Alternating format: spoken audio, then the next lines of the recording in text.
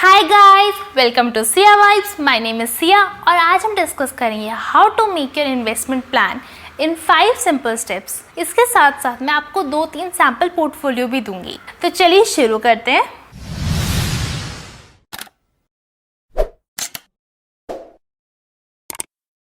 तो सबसे पहला स्टेप है गोल। आपको पता होना चाहिए आप ये इन्वेस्टमेंट करके अल्टीमेटली चाहते क्या हैं। जैसे हमने इस वीडियो में डिस्कस किया था, इमरजेंसी फंड्स निकालने के बाद आपकी 2 तरह की इन्वेस्टमेंट्स होती है। एक होती है शॉर्ट टर्म, एक होती है long term. Short term usually होती है आपके शौक पूरे करने के लिए, कहीं घूमने जाना, कोई व्हीकल लेना या कोई बड़ी महंगी चीज़ खरीदना। और लॉन्ग टर्म सेविंग्स होती है आपका फ्यूचर सिक्योर करने के लिए, जो हो सकती है आपके बच्चों की एजुकेशन के लिए या आपका इंश्योरेंस या फिर आपका रिटायरमेंट प्लान। तो आपको सबसे पहले पता होना चाहिए आपका एक नहीं मल्टीपल गोल्स हो सकते हैं। तो आपके गोल्स क्या क्या हैं उस हिसाब से आप वो नोट डाउन कर लीजिए और उसमें आपको कितना पैसा चाहिए होगा वो भी आप नोट डाउन कर लीजिए। उसके बाद सेकेंड फैक्टर आता है टाइम पीरियड। अब टाइम पीरियड किन चीज़ों पर डिपेंड करेगा। कुछ इन्वेस्टमेंट्स होती है जैसे पीपीएफ, जिनका मिनिमम लॉक इन पीरियड ही 15 साल होता है।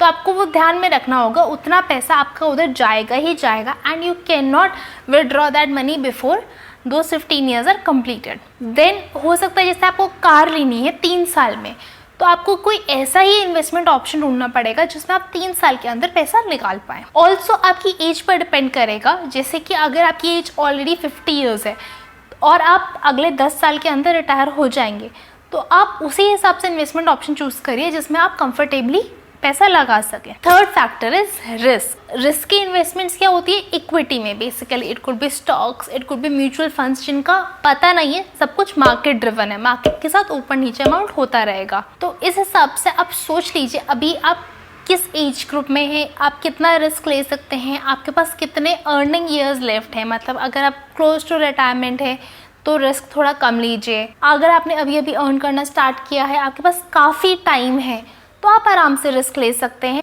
देर होता है रिटर्न। तो आपको इन दी एंड जो पैसा चाहिए, rate of interest, time period and जो आप अमाउंट लगा रहे हैं उस पर डिपेंड करता है कि फाइनली आप कितना अमाउंट इकट्ठा कर पाते हैं। तो अब हमने यहाँ पे जितना अमाउंट लगा रहे हैं मान लीजिए वो लिमिटेड है और आपको एक लिमिटेड टाइम पीरियड के अंदर ही कुछ अमाउंट चाहिए, तो the only way to increase is कि आप ऐसे इंस्ट्रूमेंट में लगाइए जहाँ रेट ऑफ इंटरेस्ट बेटर मिलता है। लेकिन ज़्यादातर ऐसे इंस्ट्रूमेंट्स रिस्की भी होते हैं, तो आपको उस चीज़ के लिए काफ़ी कैलकुलेटिव होना पड़ेगा और अपने पोर्टफोलियो को ऐसे डिवाइड करना पड़ेगा कि आप रिस्क से भी बच सकें और थोड़ा रेट ऑफ इंटरेस्ट भी इंक्रीज़ कर सकें।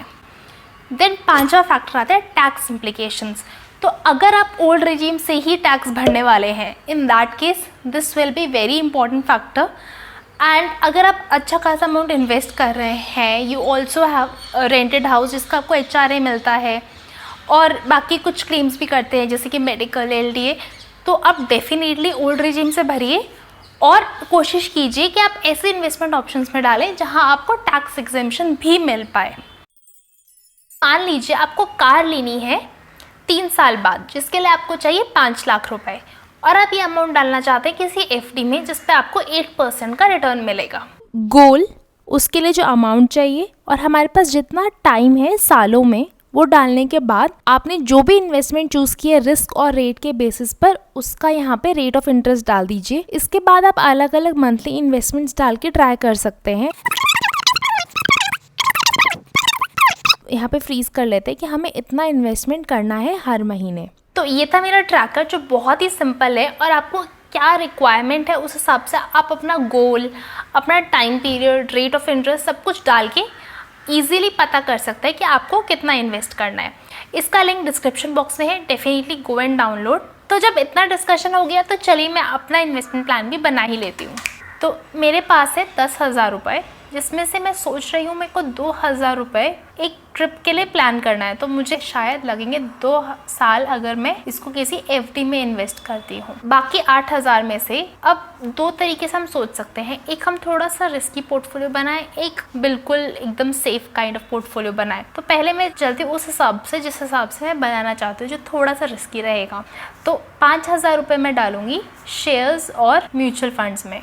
लगभग 3-4 हज़ार रुपए के शेयर्स और 1-2 हज़ार रुपए का म्यूचुअल फंड का कोई SIP करवा सकते हैं। और बाकी 2,000 तो डेफिनेटली जाएगा मेरे इंश्योरेंस और PF में, और बचा हुआ 1,000 मैं चाहूंगी मेरे बैंक में पड़ा रहे, ताकि कभी कुछ लेना पड़े तो पैसे होने चाहिए। तो अगर हम इस प्लान को थोड़ा कम रिस्की बनाते तो भी 8,000 ही बचता, 2,000 तो डेफिनेटली वहीं जाता for my short term goal. बाकी 8,000 में से 3,000 शायद मैं आधा म्यूचुअल फंड्स में और आधा शेयर मार्केट में डाल सकती थी, या फिर सारा का सारा म्यूचुअल फंड्स में डालना भी एक ऑप्शन था। देन बाकी बचे हुए 5,000 में से 3,000 हम सेफ इंस्ट्रूमेंट्स या रिटायरमेंट प्लान में डाल देते हैं, या इनफैक्ट 3,500 हम वहीं डाल देते हैं फॉर PPF, इंश्योरेंस, NPS जैसे ऑप्शंस में, और बचा हुआ 1,500 हम बैंक में रख सकते हैं या FD करवा सकते हैं, ताकि इमरजेंसी में ये पैसा काम आए। अगर आपको वीडियो पसंद आया तो डेफिनेटली लाइक इट और अपने दोस्तों के साथ शेयर भी करना। And don't forget to subscribe to the channel. अगर आपने अभी तक नहीं किया है तो do subscribe. Thank you for watching.